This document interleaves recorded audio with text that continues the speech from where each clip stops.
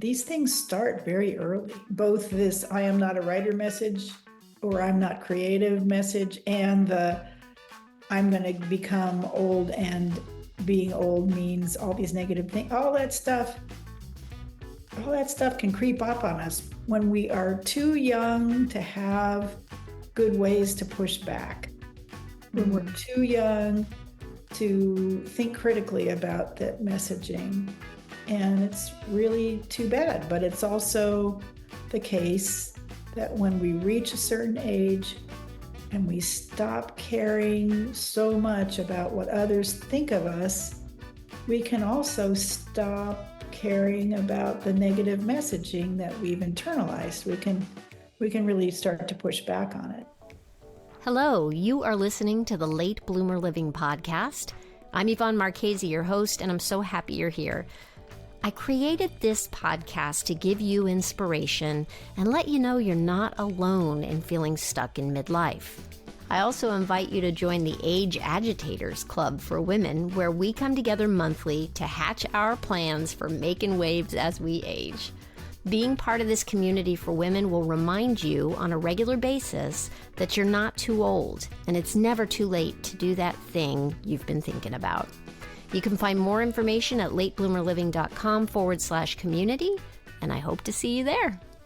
Hello, my friend. Ooh, we're going to get spicy today. I'm so excited. I have Stella Fosse with me, who is an author of a certain age, who writes sexy stories as a creative antidote to the gendered ageism that women face in society. Easy for me to say.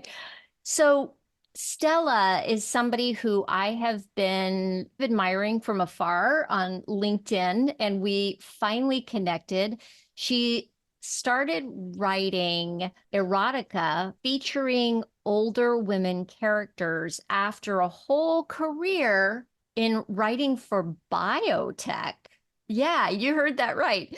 So she started writing short stories in her early 60s and then published her first novel at 68. So I'm telling you, it is never too late. And I love that what she's doing has this mission of creating visibility for older women. Older women are just not featured in stories. We are going to get into all that and why she is so passionate about writing romance for older women. She's written several novels. The story collection that she wrote was The Erotic Pandemic Ball. How fun is that? Her second novel was titled Vampires of a Certain Age. I love it. I love it. Stella, thank you so much for being with me today. I can't wait to talk to you. Oh, thank you. I'm so glad to be here. Thanks for having me. Yeah, absolutely. And you have a new book out. I do. Yeah. I have a new book out that encourages women of a certain age to write their own sexy stories. It's called Write and Sell a Seasoned Romance.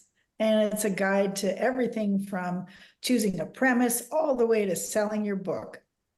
Thank you so much for sending me a copy of that, which I've just started reading. And I have to tell you, I love the intro to it. You brought up fairy tales in the beginning and how women are written in fairy tales, older women. You brought up the Gina Davis Institute, which I really want to talk about. I have a friend who was a producer on a film called This Changes Everything, which was executive produced by Gina Davis, talking about how underrepresented female characters in general are on screen. So this is a real visibility issue. And when women are on screen, it is very often as a love interest. They aren't the main, they're a side love interest, let's just say, not a featured main character love interest. And then when women turn 50, whew, they just disappear from view. It's true. It's true. I love the title of one of the reports from the Gina Davis Institute is Frail, Frumpy, and Forgotten. It's a report all about how women are portrayed, how older women are portrayed in media, and how disconnected that is from our vivid real lives. Yeah. I feel like it's starting to change. Do Mhm. you have that? Does that feel right to you? Or do you, I mean, I think there's still a long way to go, but I do A feel like long it's way to go. beginning to change. Yeah. Yeah, both those things are true. I mean, if you think about Hacks winning at the Emmys, if you Yeah. think about Grace and Frankie, if you think Such a fun about, show. Such a fun yes, show. Yeah. yes. I've And gotten to the point too where I'm starting to, if I know something features a strong older woman character as the main character in a show, I make a real effort to make sure I watch it so that mhm. I can be one of the numbers that they can, so that the numbers people can look at these things and go, oh, people are interested, Yeah, you know? absolutely. Absolutely. And the same thing is happening with fiction. One of my favorite books is called The Book of Old Women by a retired literature professor named Ruth Saxton. And she writes about the history of how older women are portrayed in fiction over time and how that's changed, but not quite enough. The she talks about the grandmother in Little Red Riding Hood and how the grandmother is sort of almost a prop in the story, and Mm-hmm. how we've come to the point where we're really starting to see women, older women, centered as main characters, but how slow that has been. And I think part of it is because the publishing industry for many years really pushed back on those kinds of books and was reluctant to publish books by older people, especially older women. So all that is changing slowly but surely. Yeah. So I want to go back a little bit into your life. You were in the biotech industry, and then Mhm. in your 60s, you start writing erotica. Can you talk about that transition and how that even happened?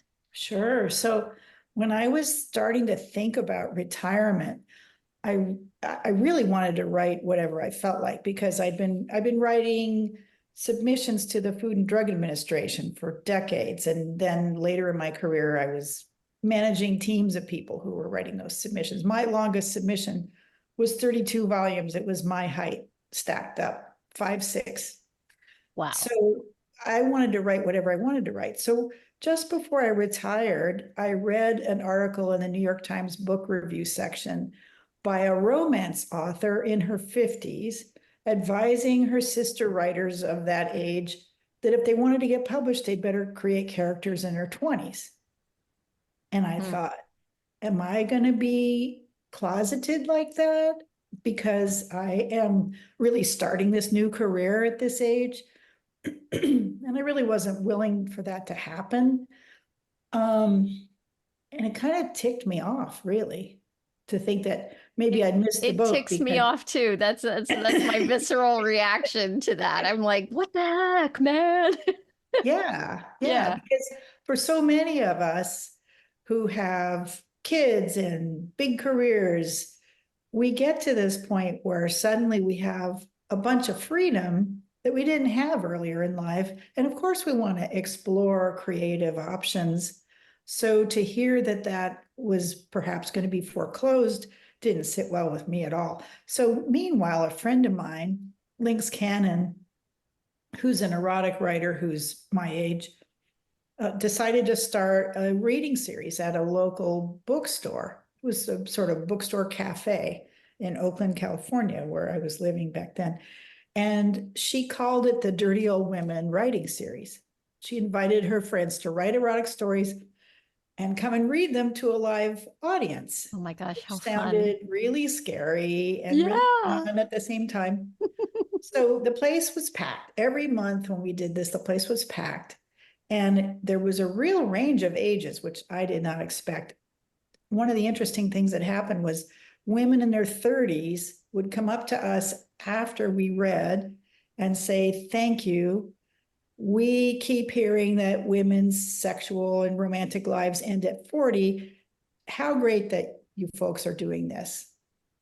And that really is the message that women get in our I just society. got the tingles up my back, Stella, because I think about how I wish that when I was in my 30s, I wish that I had had somebody in my life or some media or something talking about the the fact that it doesn't have to all be downhill after 40 or 50. Mm, And I was so afraid of getting older. So when I hit my 40s, I was telling myself I was getting old. I was seeing changes in my body, and it was evidence to me that the downhill slide was starting. And part of that was I felt unemployable at 40. I mm, felt like there wasn't going to be any sort of real career growth for me at that point for a number of reasons that have nothing to do with age, but also to do with age, you know?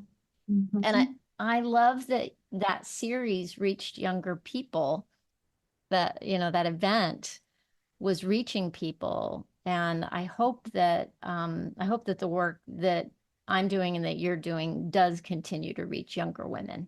mhm, mhm. Yeah. Yes. Yes, this is important for us at the age that we are, and it's also important to model this for women coming up. Did Those, you also have those sorts of feelings as you like hit into approaching midlife? Did you struggle at all with looking at yourself in the mirror or what was happening or your vision of what you were going to be capable of going forward in life? well, I'm a nerd, so I Me never too. really I'm with you. what I look like in the mirror is sort of interesting, but not that important to me. I'm much more, if I were going to be afraid of something, I'd be afraid of dementia Yeah. because I'm much more invested in my intellect than I am in my appearance. Um, and it's very interesting to, this is a whole other conversation, but it's very interesting, for example, reading Ashton Applewhite's book, This Chair Rocks. She talks about that the percentage of people with dementia is declining. And we very seldom get that information. But Yeah. I come out of biopharma and I have strong opinions about that whole industry. So Hmm. that's a whole different conversation. It is a whole different conversation, but Yeah. I share that fear. I mean, my dad suffered from dementia, and you Mhm. watch that, and Yeah. this is one of the things. Have you read Becca Levy's book? Yes. I Oh my love gosh, that book. I love that book, and it took me Yeah. forever to read it. I don't know why. I kept hearing about it, and I kept hearing quotes from it, and thinking, oh, I should read that book. I should read that book. When I finally did read it, it was I felt like little explosions were going off in my body because Yeah. it was the scientific, I mean, her studies that she did were were suddenly the proof of what I had experienced for myself just as an experiential thing. And I was like, oh, yeah, all the thoughts that I ever had about getting old and all the fears I ever had about getting old and all the ageism that was in my head, suddenly when I was 40, it all started to come together as this self-referential thing that was Mhm. holding me back. It's such a self-fulfilling prophecy. Yeah. That's the trouble. I read that book at the same time that I was completing a survey as part of a very large clinical study that's being run out of a California medical center.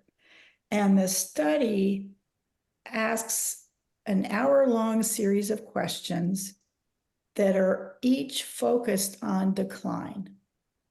So it'll ask you, are you having more trouble remembering names than you did 6 months? And how much more trouble are you having than you did 6 months ago at remembering names? So imagine those kinds of negatively structured questions over and over Right. again for an hour. By the time you finish answering them, you're starting to question your own cognitive abilities. Then 6 months later, I got the It's follow-up. priming, really, right? It's negative priming. It is. It Yeah. actually is. And the follow-up study 6 months later included a whole list of medications for dementia and asked if you were taking each one of them.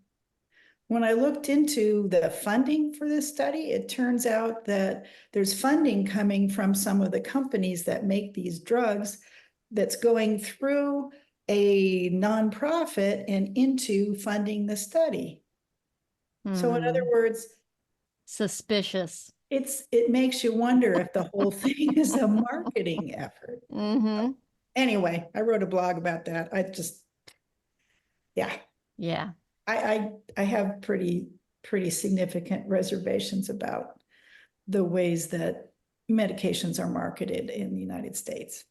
Again, a different topic, but an important Different one. topic, but a whole very important. And maybe I do need to have an episode about that because it's a big problem. When they opened the option for the drug companies to start advertising directly to us, it changed a lot. It changed everything, and they're preying on your fears. They really are. And the controls on those ads are questionable. So For sure. Well, you would know for sure. we could talk about we could talk about Right. this for a long time.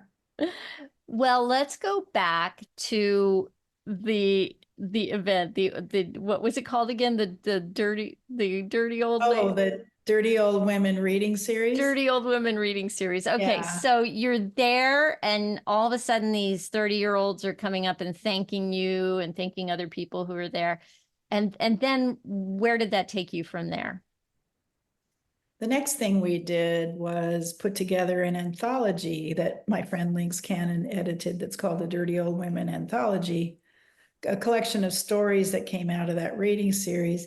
And meanwhile, I had the thought that we should start a writing group and get together once a month and have writing prompts and share stories and do some writing together and have snacks. So we did that. In fact, that group, which is called Eldoratica, is still meeting now online years later. So that was fun. And then I thought, how about if we put out a booklet that talked about how to start an Eldoratica writing group? And around that time, I went to a retreat in Marin County organized by a different friend of mine. It was a writing and art retreat, big fun. And she still does these once a year.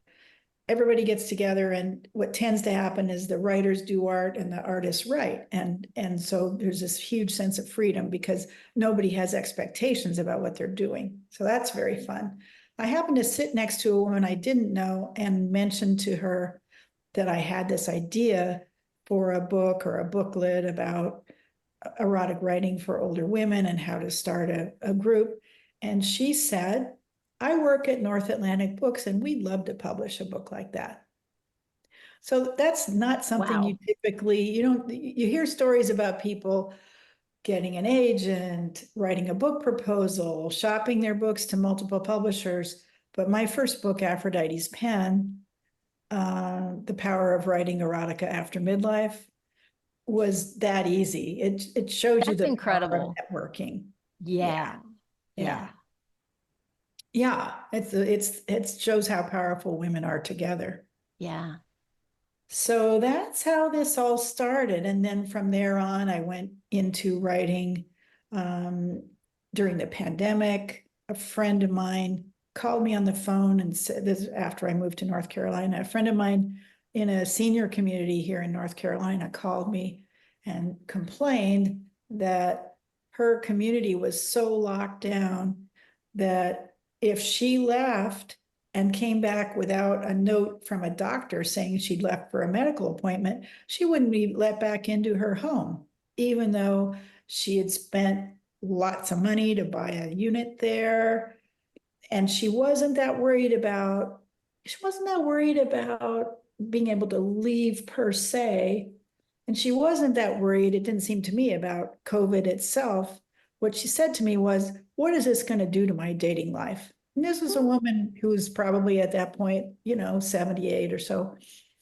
And I thought, okay, I'm going to take this as a challenge. I'm going to write stories about the erotic lives of women in a lockdown senior community. So my story collection has friendly vampires visiting, it has time travelers, it has people from other universes, all kinds of interesting ways of getting around being locked down. Mhm. And I love it. I love it. so that was fun. That was really fun to write. And then I wrote Brilliant Charming Bastard, which is about three women scientists who discover they're all dating the same lying dilettante who is also stealing their ideas for his invention. And they get some very smart revenge. So that was that book. That's the Sounds one like that published fun when I was too. 68.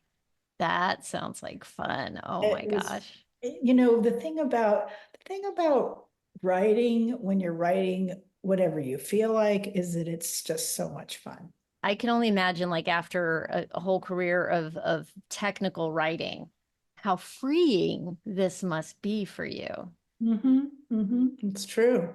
Wow. It's true. And that's one of the things I stress when I teach writing and in books that I write about writing is that especially the first draft is just play. You don't need to judge yourself.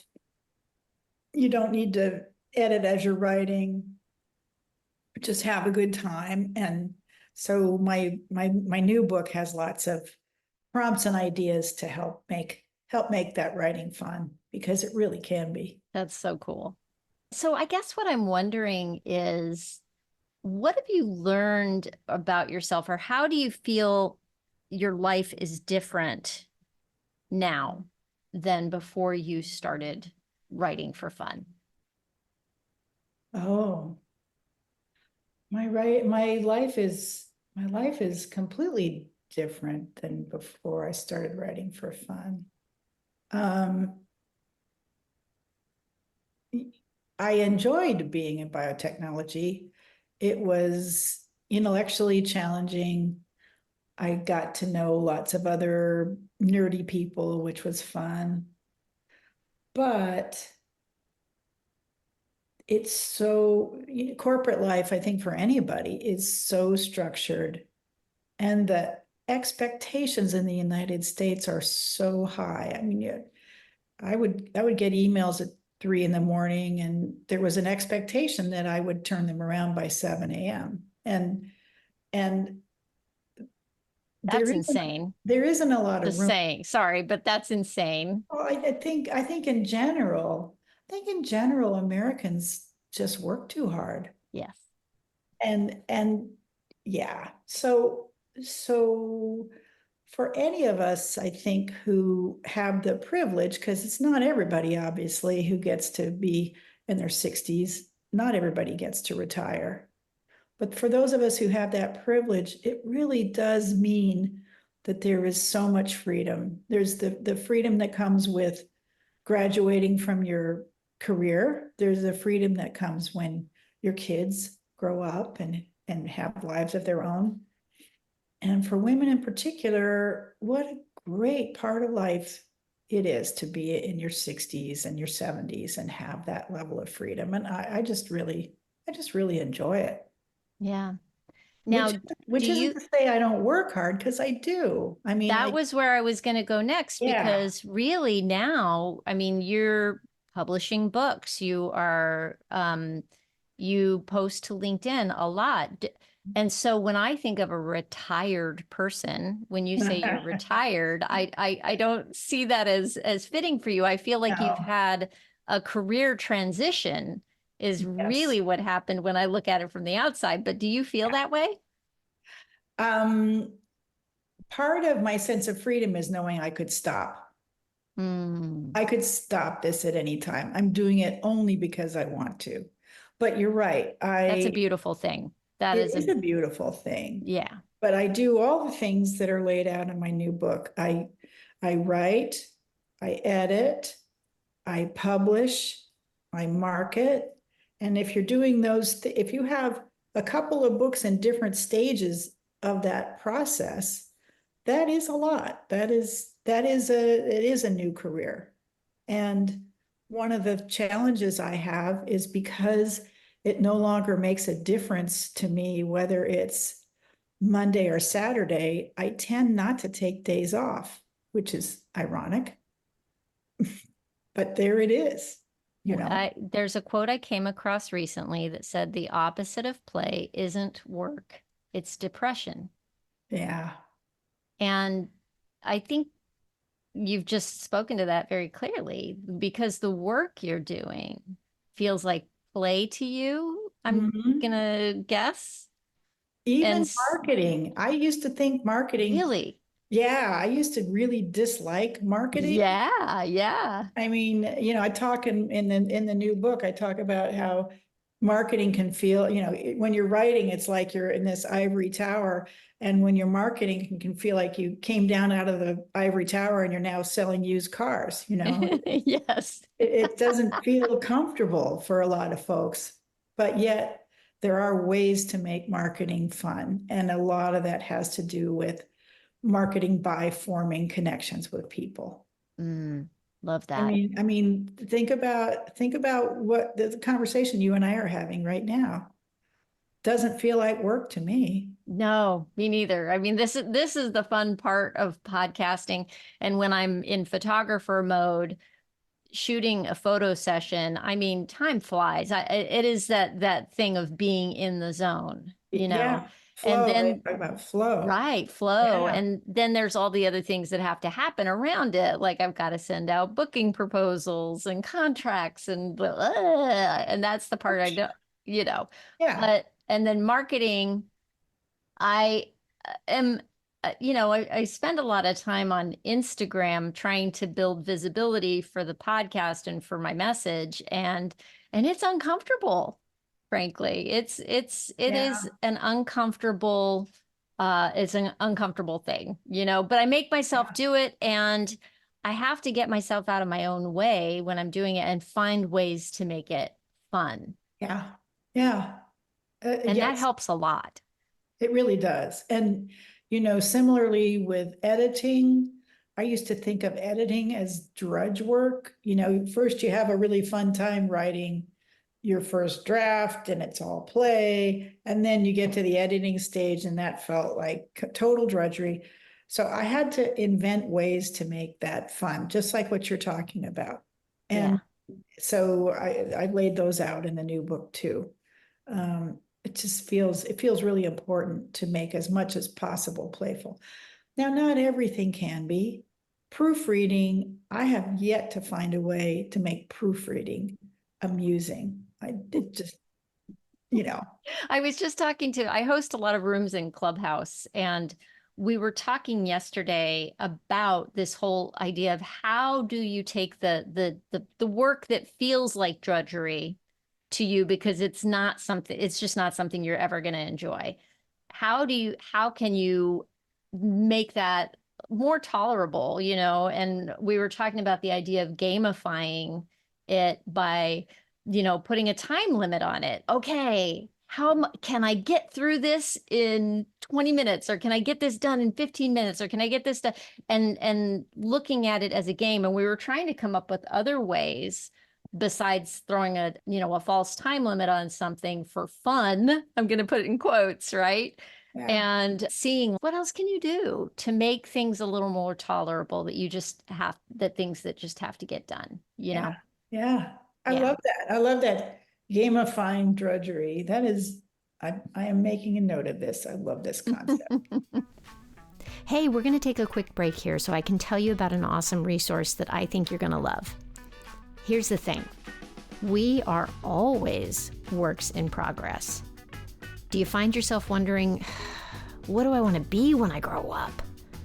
If so, then I think you're going to want to subscribe to We're All Getting Older, which is a weekly newsletter written by Lou Blazer that's all about continuing to grow and get better in the second half of our lives. We're All Getting Older is a sponsor for this podcast, and I'll tell you, I get so much benefit from reading Lou's newsletter every week, and I think you will too. She writes the newsletter for midlifers who believe in getting better as we get older and making the most of life's second half.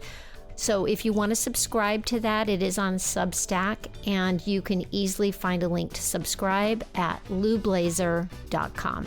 That's loublaser.com. And now back to our regularly scheduled programming. How much of being an author do you feel like is entrepreneurial, the way you're doing it? Oh, increasingly, it feels entrepreneurial to me. And I think that ideally starts very early in the process.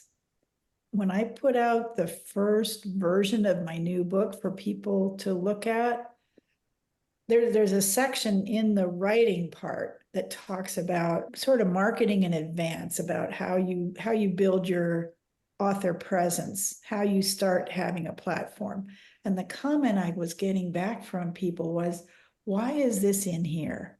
Why isn't this in the marketing section at the end of the book? But there really isn't any, in my mind at this point, there really isn't any distinction. It's not a cut and dried process where you wait till the end, because yes, but from the time you write your first sentence, you are an entrepreneur. Unless you're only writing for yourself and you're never going to show it to anybody, the fact that you're writing makes you an entrepreneur. So yeah, I'm very oriented that way at this point, but that was not true when I was first writing in this new career. So that has been like a journey for you along the path of writing, is to think about it in a more entrepreneurial way right from the beginning. Yeah.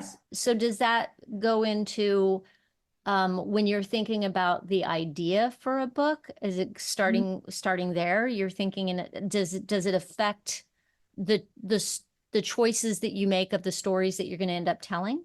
To an extent, yeah, because right from the beginning, when I'm thinking about the premise for a story, I'm already thinking about the audience for that premise. So yes, it involves the whole process from beginning to end. That's fascinating. I'm really glad I asked you that question. That is because I wasn't expecting that part of the answer. That's fascinating to think about, incorporating the idea of promotion and who you're writing for in that writing process. Really interesting. Yeah. So cool. And I think if you talk to someone who was writing literary fiction, what some people would call serious fiction, they would not either admit that they were thinking that way, or maybe they're really, really not thinking that way. Right. But if you've written multiple books and you've looked at what of your books sold best, it becomes natural to think about that for books going forward. Who is it who's going to want to read this? And what are they going to want to see, whether it's fiction or nonfiction? What's going to be either entertaining or what will people learn from in what I'm writing? Yeah. Well, that seems really natural to me and not at all icky in the way that you might think if you're looking at it from a hoity-toity, literature point of view. That's amazing. What would you recommend to somebody who might be listening right now, who's like never thought of themselves as a writer, but is feeling some kind of spark by this conversation to go, oh, well, that does sound kind of fun, but I don't even know where to start. I'm not a writer. What would you say to that person? First, I'd say everybody's a writer. We've all been writers our whole lives, and we all have ideas. We all have things that strike us as funny or important. We all have imaginations. We can all bring that to bear in the written word and have a really good time doing it. I would say that to a person who doesn't think of themselves as a writer or is maybe afraid to claim that for themselves, to find some good writing prompts and just go with it, because writing prompts can kick our brains in directions we didn't expect and help us to find that playful place. The thought I am not a writer is really, for a lot of folks, comes from their inner critic. Mm-hmm. And if you find good prompts, if you find ways to play with words, you're engaging your inner cheerleader instead. I love that. Yeah, I think about it, and as you're growing up and you're in class and you're being taught how to write, it comes with like instant criticism. Mm-hmm. And things are said to you about what you have done, what you've put on the page, and then as kids, we internalize that to mean, oh, I'm not good at this, you know. Mm-hmm. Whereas I don't think that's where most teachers are, I don't think that's where most teachers are trying to do it, but we make decisions about ourselves when we're young because we don't have context, you Right. know? Yeah. And I love the idea of being playful about this and letting your inner cheerleader come out. That's good advice. Good advice. And it's really, it's sort of similar to what we were talking about earlier about internalized ageism. These things start very early. Both this I am not a writer message or I'm not creative message, and the I'm going to become old, and being old means all these negative things, all that stuff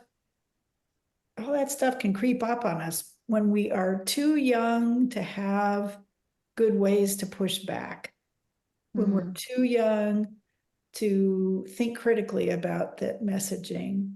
and and it's really too bad, but it's also the case that when we reach a certain age and we stop caring so much about what others think of us, we can also stop caring about the negative messaging that we've internalized. We can really start to push back on it. And that's one way that being creative is really helpful, because if you really want to push back on your own internalized ageism, to me, there's no better way to do that than to write a story that has vivid, interesting older characters and let those folks out to play. love it. I love it. When you and I had a phone call before we did today, we had a get to know you call. Uh, you told me you had a mission. Mm-hmm. What's Yeah. your mission? My mission is to help other women past midlife find their power through creativity. I think it's something we can all do. And regardless of where we find ourselves at this point in life, I mean, you can be a writer if you have a tablet and a pen. I've read about the poet Audre Lorde, who was an African American lesbian poet who didn't have a lot of money and she didn't have much time. She worked in a hospital and she would jot down poems on a tablet in between surgeries. And she wasn't a physician, she wasn't a nurse, she was a worker in a hospital, but yet this is what she was able to achieve enormous things. And this is something we can all do. Yeah. I mean, we went down the route of talking about being an author as being an entrepreneur, but I think what you're speaking to right now is writing for the sake of writing, writing for the sake of self-exploration, that it doesn't have to be for anybody else, that if that's, just to get started and get out of your own way, just write. Yeah. Yeah. Yeah. That's Can I right. tell you what you said, that I wrote down a quote from Yeah. And you it's that probably day that we really, were talking? I bet it's totally different from what I just said. It isn't. It Oh, isn't. But I wrote it down because I was so tickled by the way you said it. okay. You said your mission was that you are trying to change the world one sexy story at a time. Oh, well, that's good. That's a good way of putting it. I like that. Changing the world one sexy story at a time. Yeah. Yeah, Bit by bit, step by step. That's how we do things, right? that's right. That's right. And, I can write a certain number of these, but the reason it's important to me to publish books about writing is to, we should have an army of women. We should have an army of old women writing vibrant stories. That would really shift that ocean liner of culture. We each have our teaspoon, but if we're all pushing at the pushing that ocean liner in a different direction with our teaspoons, we can change the way we're headed. Love that image. I'm going to get my teaspoon out. That's fantastic. Oh my gosh, Stella, I think that's a great place to end this. Thank you so much for joining me today, for sharing your story and your mission. Thank you. This has been a fabulous conversation. I really enjoyed it. Thank you. Me too. Thank you. Well, there you have it. Do you have your teaspoon out and ready to paddle? I love that image because it speaks to the power that each of us has, especially when we are working together. Hey, if you want more information about Stella Fosse's books or her blog, you can find her at stellafosse.com. And you'll also find writing prompts there. So if you're feeling like you might need a little writing inspiration, check it out. You can also find a link to Stella's website in the show notes for this episode. You can just go to latebloomerliving.com and look for episode 199 of the podcast. And ooh, speaking of which, next week is episode 200. What? I hope you will join me to celebrate. Thank you so much for listening. I hope you have a fantastic week. And remember, my friend, always be bloomin' and bloom like you mean it.